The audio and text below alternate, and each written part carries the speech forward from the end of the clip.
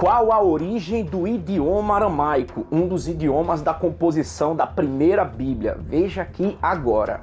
Vamos lá. Qual a origem do idioma aramaico? Aramaico moderno. Esse é o idioma do aramaico moderno, datado 200 anos antes da Era Comum. Aramaico antigo, escrita cuneiforme, início do primeiro milênio antes da Era Comum. A transcrição das tábuas está abaixo, é só pausar o vídeo e verificar. Aramaico antigo, 1100 antes da Era Comum a 200 anos depois da Era Comum. Escrita cuneiforme, uma comparação da evolução da escrita cuneiforme para o aramaico antigo. Aramaico antigo, Estela de Tel Dan. Os dados de onde foi achado essa pedra, 870 a 750 a.C., está no Museu de Israel. Aramaico antigo. Vamos fazer uma comparação entre o aramaico antigo, paleo-hebraico. Olha como são idênticos. É só pausar e ver que são muito idênticos. E a escrita fenícia. E agora a pergunta: qual desses três é o mais antigo? A escrita fenícia, o paleo-hebraico ou o aramaico antigo? Qual o mais antigo?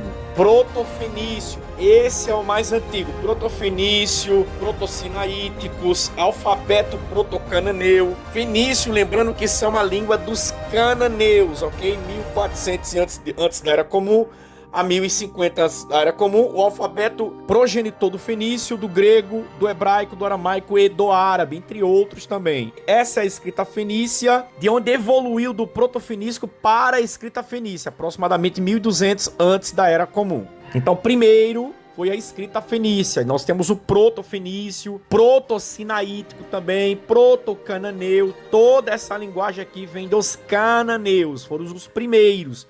1400 a.C., depois veio a escrita fenícia, que é a escrita mais moderna, século 13 ao século 11. Eu coloquei uma data aqui em vermelho, mas essa data foi eu que coloquei para vocês entenderem o que é o século 13 e o século 11. Aramaico antigo e hebraico antigo. Veio o aramaico, depois veio o hebraico antigo. E aqui é como se lê. Todas essas línguas se lê da direita para a esquerda, e aqui abaixo está como se lê cada uma delas. É a mesma linguagem para cada uma. Quando surgiu o hebraico bíblico, seus textos foram originalmente escritos no decorrer do século I antes da Era Comum e, por fim, compilados em torno da virada do milênio. Entre as cópias mais antigas que remanesceram dessa obra canônica estão os pergaminhos, obviamente, do Mar Morto. Eles datam de um período estimado entre o século III antes da Era Comum e o final do primeiro século depois da Era Comum.